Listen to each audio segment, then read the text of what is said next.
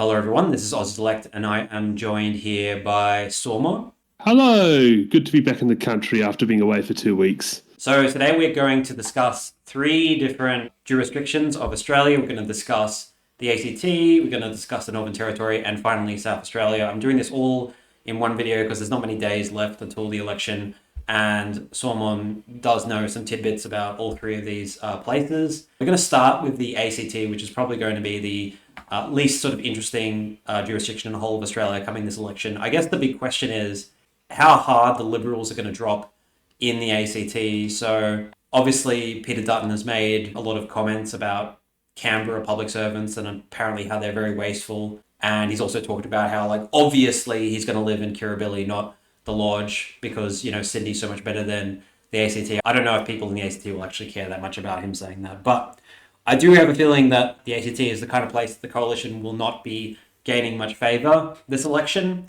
And Canberra last election was already a Greens versus Labor two-party preferred. I've had some people in my comments say that Alicia Payne is not very popular. What do you think about that? What do you think about that attitude? I am in Alicia Payne's electorate of Canberra, and I wouldn't say she's the most charismatic or outstanding Labor member, but the reality is, I just think the Liberals are just going to be going backwards in this election. Dutton has basically declared war on the city of Canberra through his, attacking public servants, talking about living the lodge. And Canberrans are like, well, this guy clearly hates us, so why would we vote for him? So you pretty much only get the most hardened Liberal voters, which there already aren't that many of in Canberra, voting for him. And so, as I'm saying, looking at their Senate results from last time in 2022, they only won 25, just less than 25% of all first preference votes. And I expect that to actually go backwards by anywhere from 1 to 5%. I think they're going to get less than 20% in the ACT, in the Senate. Yeah. So on those margins, they're not winning. They're not going to come remotely close to winning any of the three lower house seats. Canberra infamously has, like, what a lot of people have been saying is a trust fund kid running in the seat for the Liberal Party. Apparently, some rich kid. I don't know. Like, apparently that's seen as like not very advantageous. So I have a feeling the Liberal Party are going to drop even further in this seat. They were on 22% last election, and they got a 6% swing against them. I think they're going to drop even further to, like, say, like, I don't know, like 16, 17% or something like that. And this two-party preferred was already really awful. 72.5% to Labor, 27.5% to Liberal. I think that Labor's going to go, it's going to go up to, like, I don't know, like 75% or something. And I think this Greens two-party preferred is also going to get closer. Maybe it's going to be under like a 10% margin or something like that. But obviously, I don't think the Greens are gonna win this seat. It's hard to tell if Canberra is going to have the same sort of backlash towards Labor as other inner city places where renters are mad about Labor's inaction on housing. I don't know. So, what do you think about like the Greens' chances in a seat like Fenner? Do you think they'll make the two-party preferred in Fenner? It's possible. Obviously, the Greens are currently, so as you said, the Liberals were won just shy of 28%, and the Greens were just shy of 17% first preferences. So there's a bit of a gap there between the two parties. Again, Canberra has got a lot of public servants, and Canberra also doesn't really have a housing crisis on the same extent that the other states do. Yeah. So in both cases, the Greens don't quite have the same amount of, more fuel that you'd get if you had a lot of students. That's the reason why the Greens are up in Canberra, partly is because a lot of the ANU students there. Obviously, a lot of the ANU students also live up in Gungahlin and such, but just not to the same amounts to really push the Greens vote much higher. Like, it's possible the Liberals votes really drop off, but I feel like the Liberal votes are already at rock bottom in the ACT. I don't really know how much more they can drop here because they're basically down to their base and core. Like, you can't really dig into their core. Yeah. Well, look, at the moment there's about like over a 10% difference between the Greens and the Liberals. Like, the Greens will have to go up like, I don't know, like 6 or 7%, and the Liberals down around the same amount, because like all of these minor parties that were running at least last time are like right-wing minor parties which would have decreased the coalition vote last time. The only one that's running this time is Family First. Interesting, there's only 4 candidates here. And look, at the end of the day, is this really a discussion that we're already having about who's going to come second at the end of this? At the end of the day, because the reality is, Labor's got to win all 3 of these seats, but we can still talk about being if you. Yeah. So I mean, that's the only real interesting thing about the ACT is like, or who's gonna get into the 2 candidate preferred? Because we've got this independent in being called Jessie Price, right? She did not run last time, and there is some discussion of her possibly doing pretty well and possibly getting into the 2 candidate preferred. If the Liberals, the Liberals got 30% last time, so that's a pretty high amount actually. So, do you know much about this candidate, Solomon? No, unfortunately, as I said, I was in Europe for a lot of this election campaign, so unfortunately, I haven't had a chance to sort of get on the ground and get some of the feelings from some of these unique candidates like Jessie. But I'm still not convinced that she's going to remotely challenge David Smith for the seat. I think he's guaranteed to win at worst 55% of the 2-party preferred, but I think all the Labor candidates are going to win over 60% when the 2-party preferred is all said and done. It's the most sort of regional of the 3 seats. Regional, I don't know if you would really call it regional, but it's the biggest electorate, and the Greens have very little hope of actually getting into the 2 candidate preferred here. But yeah, it's all going to be 3 Labor seats. And as for the Senate in the ACT, David Pocock got 21% last time, and there's actually conversations of him actually coming first on the primary vote in the ACT. This time, Labor dropping, I don't know how much, and him getting like upwards of 30%. Do you think that's possible? I am semi-confident that David Pocock is at least going to jump the Liberals in terms of first preferences when it comes to the Senate vote. I do think he could also possibly jump Labor. He is a very popular candidate here in the ACT. He's very much made his name known. And I think he's also done a good job in distancing himself from some of the other teal independents. Like this time around, he's not taking Climate 200 money. And I think he's done a very good job in carving his own path. So I am semi-confident he's going to beat the Liberals when it comes to the vote. And I can see him also being Labor. But I think at the end of the day, it's pretty much guaranteed that Katie Gallagher is going to go back to Canberra with David Pocock. I really don't think we're going to be seeing any changes to the Senate. I know the Liberals are kind of keen to get that second Senate slot back, but it's not happening. Dunn's burnt that bridge. Yeah. And I actually think that it's a certainty that David Pocock will beat the Liberals at this point. Like, I think the Liberals are going to get under 20%. I think it's very much over for them this election. Maybe if they pick a more moderate leader next election, they can regain that Senate seat, but it's not happening anytime soon. Next place we're going to talk about is the Northern Territory. Now, I got Solomon on here to talk about the Northern Territory simply because he was there last year for that very interesting territory election where there was really massive swings going on in Darwin and smaller but still significant swings going on in the area which makes up Lingiari. So my question to you is, Solomon, from the vibes you've sort of gotten, I don't know if you have any vibes, do you think that the swing is going to be as big in the area of Darwin and Palmerston as it was in that territory election? It's interesting because a lot of people were expecting out of both the seats to be up for grabs in the NT, Lingiari to be the one that more people are talking about. But the reality is, we said in the NT election, it was Solomon that saw Labor lose every single seat in Darwin to either the CLP or the Greens in the case of Nightcliff, which has definitely raised the questions, could Labor lose Solomon? Now, we do have opinion polling. I've seen one Redbridge poll, but it was like from 2 years ago. It has CLP at about 56.1% of the territory-wide vote. So take it that what you will. It's going to be very hard to predict this one because I can see Labor losing both these seats, both this and Lingiari, we'll talk about in a sec, in a landslide. But I also can see them holding onto these seats quite comfortably. So I think we the way I determined, we're going to talk about the NT election here a bit. What I saw in that election was a public who were they just saw the Labor government as tired and they didn't really want to lead the state anymore and they were kind of in a mess. That's not the case with federal Labor. Yeah. But at the same time, we also have to talk about how dejected Aboriginal voters are over the voice referendum. They're one of Labor's primary voting bases in the NT. So if they don't Yeah. turn out, that really hurts Labor. Mm. And there's also the aspect that I think Leah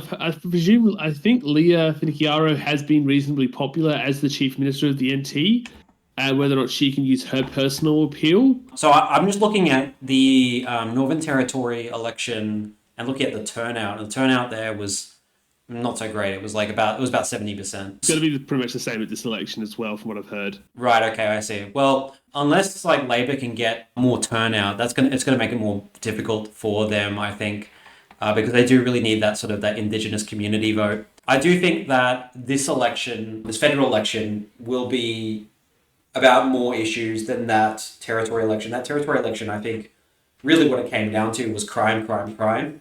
I think I've said many times since that election that if the new territory government doesn't sort of clean that up pretty quickly, people will start to sort of realize that the issue is not as simple as just like, flicking a button, and they'd be more likely to give federal Labor a chance, especially as crime is very much, it's a territory issue, it's not a federal issue. I know Peter Dutton in this last week is really trying to ramp up the issue of crime and make it like a federal issue this election. I've heard that in other regional seats, the pendulum is maybe switching a bit back to the coalition because of crime. So that could be the one thing that might actually put Northern Territory in this position where the rest of the country doesn't really swing that much to the coalition, but the Northern Territory does. So there is an outside chance, I think, of the coalition actually picking up both Solomon and Lingiari. It really just depends how closely it matches the national mood, and the national mood does not seem to be having sort of a big mood for change. There's an independent known as Phil Scott, another one who is running against a Labor seat.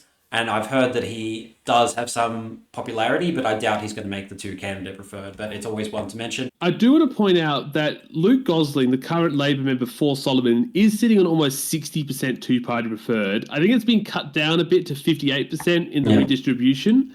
But you feel like with a margin that big, that he should theoretically, I know the swings can be quite big in the NT, but if there is no major swing, which we're kind of thinking there isn't going to be, I'm actually starting to change what I said a bit about this being a toss-up. I actually think Labor should hold Solomon just based on their results from the last election. Mm-hmm. So if you want my final prediction, I'm going to predict Labor holds Solomon. I mean, obviously, there's a really big margin. It's just a question of whether the coalition can somehow replicate that kind of result that they got at that territory election, which was a massive wipeout for Labor in those areas, which is Darwin and Palmerston. So on to Lingiari. This obviously has a very small margin, but it has a brand new member. Last election, Warren Snowden retired, and I feel like that was at least part why the seat swung pretty strongly to the coalition. The margin is a little bit bigger because of a redistribution, a very tiny bit bigger. Yeah, I think it does really come down to turnout. Especially in the Indigenous communities. Yeah, and I think it was probably pretty low at that territory election, and it's going to be relatively low this election as well. I think this one is really difficult to predict. Anthony Green did do some calculations and found that the two-party preferred margin in the areas that do make up Lingiari and also Solomon in the territory election, it was very big margins to the CLP, like really big margins to the CLP. If the federal election does reflect the territory election, it would be over for Labor. The Redbridge MRPs are not pointing to Solomon going to the coalition at any stretch, but Lingiari is too close to call according to this one. I know the Yougov MRP says something different, but I think Lingiari is not the kind of electorate which is really the one that an MRP that would really work well towards. So I don't know about Lingiari. I really don't know how it's going to go. It could swing a totally different way than the rest of the country does. It is really sort of like its own seat. Like as you can see here, Indigenous population 37%. That's a lot. Even about those Indigenous populations, obviously, I think a lot of they don't like Dutton. Dutton's made it very clear he's not really an ally of Indigenous Australians. But at the same time, I think from what I've heard, a lot of them have been disappointed in Labor after the Voice referendum. Like they felt like Labor's kind of just given up a bit, and I think it's really depressed. I think unfortunately, this is one of the negative effects of the Voice. It's really set back Indigenous engagement in Australian democracy. From what I've heard, a lot of these communities are arguably less engaged politically than they were, say, even a few years ago, which is rather sad to see if that is the case. But yeah, so that's where I think a lot of the results are going to come down to is like, are they able to get them engaged again? And by the way, just a little tidbit, Christmas Island is also in Lingiari, and that is like 80-20 two-party preferred to Labour. So that's just a little fun fact for you guys. So I guess sort of the final kind of predictions that we probably both have for both of these seats is that Labour will probably hang on to Solomon, although it's probably closer in this election than it would have been in a lot of other elections. And then Lingiari is a toss-up, but I would say both of us would indicate that it would lean to Labour because it does have like the sophomore effect of a new member. Gun to my head, I would say Labour wins both. Okay, fair enough. And in the Senate, there's not much to talk about in the Northern Territory in the Senate because it's always going to be the same result until they add more seats to the Senate here. But last time we did have the Liberal Democrats with a pretty strong candidate, which was a member that defected from the Country Liberals to the Liberal Democrats, I believe, and I do not believe that they are running again. So I think that vote is going to go well down, and the Libertarians, are they even running? They are running, but I don't think they'll pick up much of that support anymore. So I think that will come back to the Country Liberal Party, and I think probably the Country Liberal Party and Labour will easily manage to get a seat each. And do you have anything to add to that? The only thing I could possibly see is Labour came first in the first preferences last time around.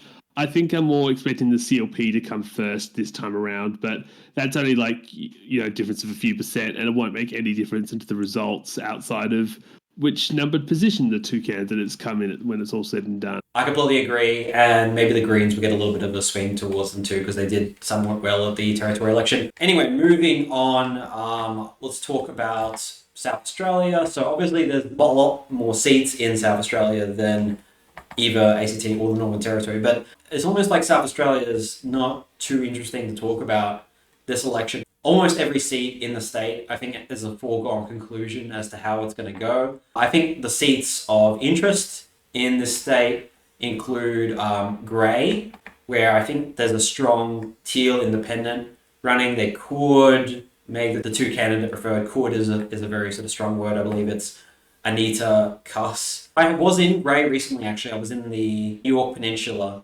I can't really tell if there was any real mood for a change there. But I do know that the state Labor government is very popular in South Australia, and we might get some weird results in some of these regional seats where maybe like the SA Nationals or even One Nation could do pretty well. How do you think the Liberal Party is operating in South Australia as a whole at the moment? So the Liberals have done pretty pathetically on the state level. Obviously, they lost 2 by-elections to the Labor government. When it comes to, obviously, they've got basically 3 seats in play in South Australia at the moment, those being their 2 rural seats of Grey and Booth and Barker, and obviously the inner city seat of Sturt, which we'll talk about in a bit. So that's going to be the most interesting one. So going to Grey, it was challenged quite aggressively by the Nick Xenophon team back in, I believe it was 2016, but its candidate at the time, which is it Rowan Ramsey? I think, yeah, Rowan Ramsey, he held on. Now, obviously, Ramsey is retiring this time round, so it is obviously a fresh race. I don't know much about the independent there because I obviously haven't had the chance to look hugely into it, but based on the last election where the Liberals got 45% of the first preference vote, you feel like they could easily lose 5% of an incumbency factor from Ramsey retiring and still easily win the seat. So I'm not convinced that the Liberals are going to lose Gray, and I'm even less convinced they'll lose Barker, because Barker's Yeah. the safest Liberal seat in the country. There doesn't seem to be any strong challenger, as far as I know, in Barker. I mean, it's got a lot of candidates. Look at this. 1, 2, 3, 4, 5, 6, 7, 8, 9. It's got 10 candidates. My God. But I don't believe it's going to have any strong challengers. But I do believe that there is probably going to be a big swing against the Liberals on the first preference vote in both of these regional seats. I think generally the Liberal brand is not holding up very well in South Australia, but especially as only recently, the former leader of the SA Liberals was just like convicted of like a drug supply offence, David Spears. He was apparently dealing drugs or something. I don't know. The other seats I just briefly want to talk about is Spence and some of these sort of outer suburban seats. We were seeing some really big swings in these areas on those Yougov MRPs a couple of weeks ago. I think maybe if those were going to happen, they're probably not going to happen anymore. I think probably you'll get like a big One Nation vote in Spence. Like they already got like 10% in Spence last time. I think that's probably going to go up to like, I don't know, 15, 16% or something like that. You know, like these kind of areas, they're very sort of like working class, anti-woke. I think this is the kind of place that like is going to really attract, you know, One Nation voters. And Spence also, like out of everywhere in the country, this seat has had the biggest jump in house prices, and I think also probably rental prices as well, out of anywhere in the country. So if anyone would be pissed about like the housing crisis, it'd be renters who live in Spence. So that they're the kind of people who might vote for One Nation. But obviously all of these sort of outer suburban seats are, you know, pretty strong Labor, and I don't think they're going to go anywhere. The two sort of inner city seats which are worth talking about though are Boothby, which Nicole Flint is running again after she like quit as an MP last time and said she was done with politics. She's back, and she's like a very strong sort of social conservative. I don't think she's the right fit for this seat, honestly, and I don't think she has any hope of chance of winning or even getting a swing towards her here. And then we have Sturt, which has been talked about for quite a while this term as a possible Labor pickup, and with this latest sort of swing to Labor in the polls, and then also MRPs, the Redbridge MRPs pointing to it, I think that it's very likely at this point that the Labor Party are going to pick up Sturt. What do you think, Solomon? So, yeah, I agree with you basically on Boothby. I think Labor's actually probably going to increase their margin in that seat based on it's basically sort of got similar demographics to a lot of those Teal seats that we see in like Melbourne, Sydney, and Perth, being sort of more affluent, more progressively minded people that just won't resonate at all with a conservative like Flint. Sturt, on the other hand, is definitely one I find interesting, due to the fact that like Labor has just never won it in the last several decades.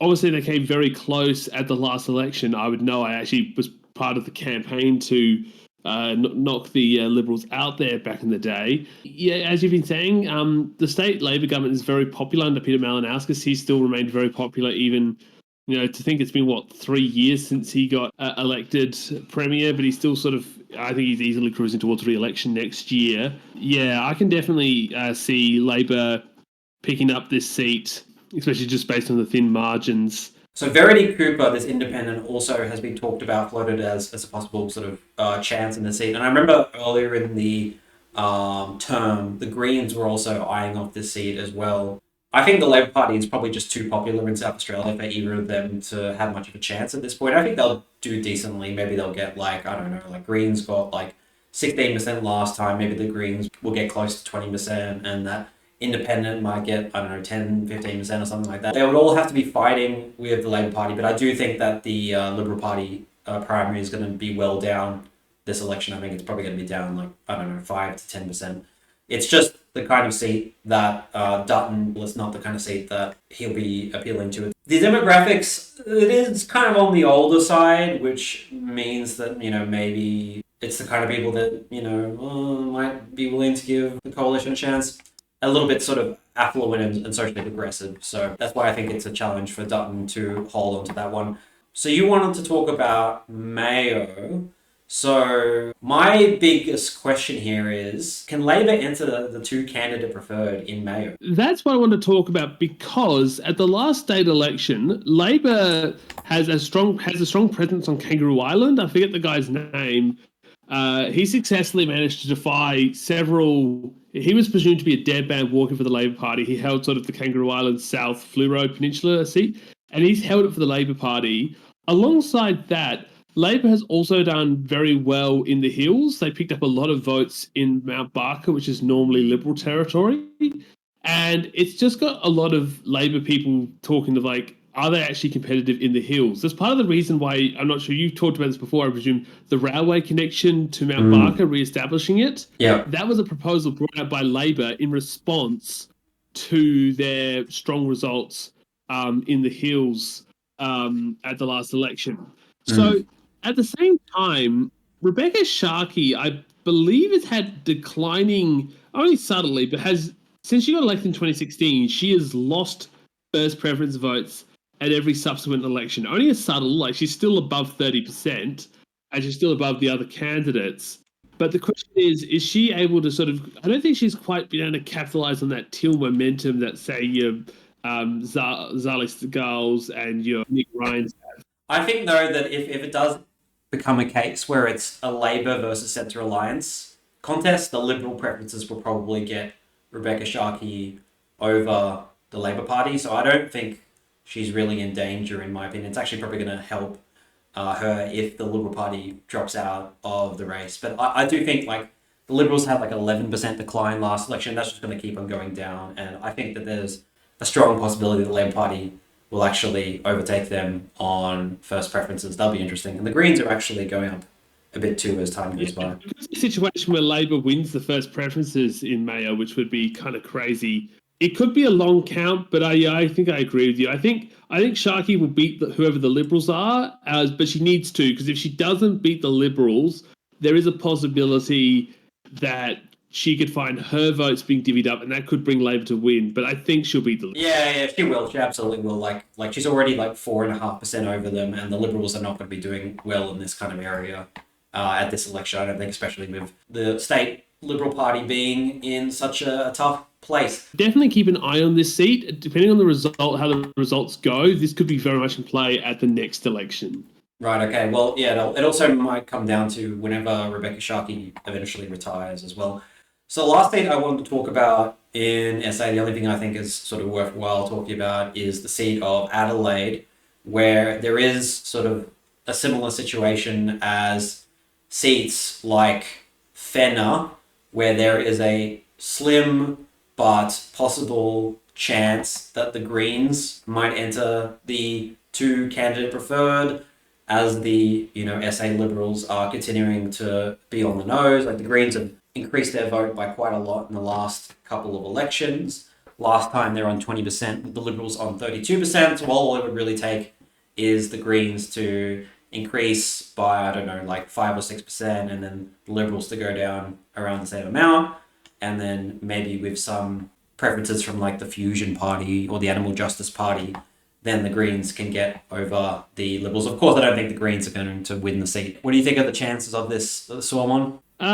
It feels like it's a bit too big of a gap. Like it's about 12%, which, yeah, that's a big mountain to climb for the Greens, and the Greens are already on 20%, which is quite high. Maybe I'm underestimating them, but I'm not convinced. So for the House in South Australia, to summarise, I think Labor will hang on in Booth B. Sturt is an absolute sort of shoe-in pickup for Labor. At this point, there will be some interesting sort of challenges with third parties in Grey and I think also Spence. And then Mayo is looking like it could flip to being a two-candidate preferred race between Labor and the Centre Alliance. Going on to the Senate, which is actually pretty interesting in South Australia. So actually, I just want to look at some polls of the whole state of South Australia, because we do have a pretty interesting result from the latest Yougov poll, which has the Labor on 45%, the Liberals on 21%, the Greens on 10%, and One Nation on 15%.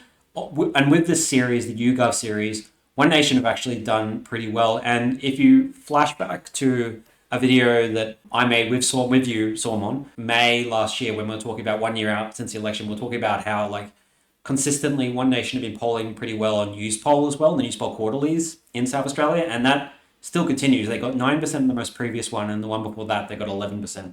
The question is, I guess, if that final Senate seat in South Australia, which was won by the coalition last time, if that could possibly be won by a third Labor candidate or One Nation or somebody else. What do you think?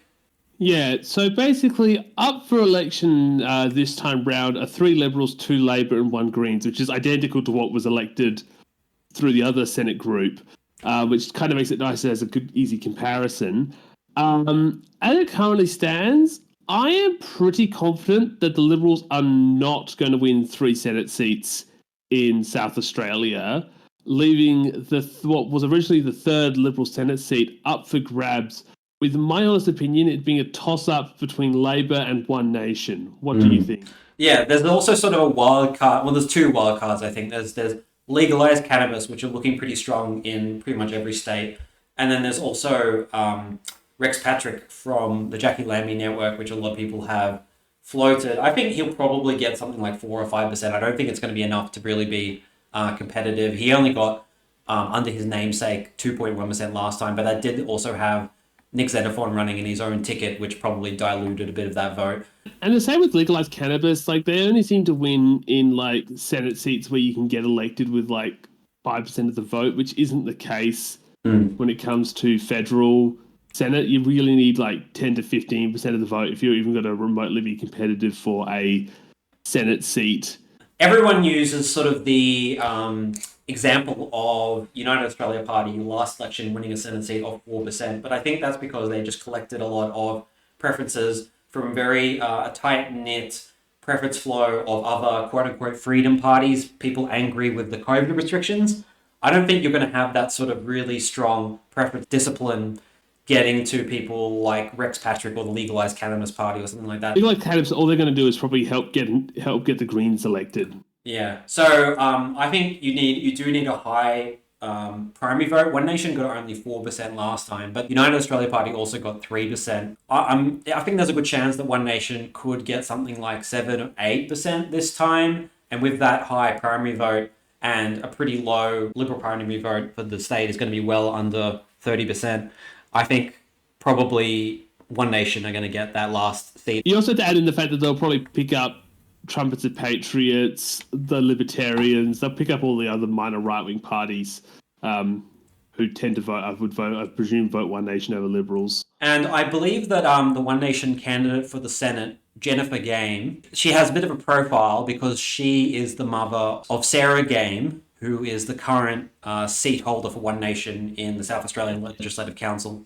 So because of that profile, I think that will also help One Nation considerably. I think this is the first time, apart from in a double dissolution, they'll pick up a seat outside of Queensland, and the first time I think they'll pick up a Senate seat in South Australia. So I think we're in agreement that it's probably going to be 2 Labors, 2 Liberals, 1 Green, and 1 One Nation, with a chance that it could possibly be a third Labor seat. Yeah, I mean, the two-party preferred at the moment in polls is looking like something like 55-45 to Labor. Then they got that in the WA House of Representatives last federal election as well. So under those numbers, you would think like, oh, maybe Labor's going to do pretty well. But a lot of the polls, apart from the very latest one from Yougov, have been pointing to the Labor primary vote not being incredibly high in South Australia. Like, it's looking like, 34, 35. Like, it has been sort of consistently higher in Western Australian polls, even for this election.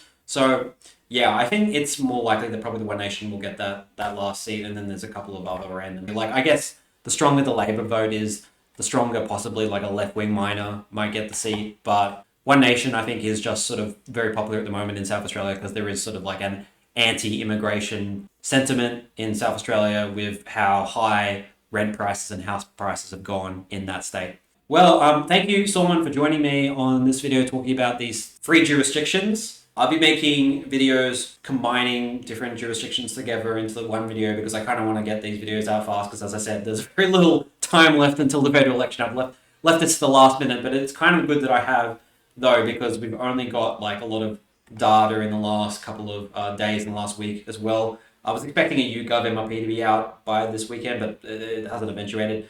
Anyway, yeah, thank you very much, Stormon. You're welcome. Anytime. I look forward to seeing you on Saturday for our live stream for the federal election. Yes, I look forward to joining you then. Okay, great. Okay, all right. Goodbye, everyone. See ya in the next, and see ya. And I'll be doing a Senate video as well soon, just an overall Senate video. Bye bye.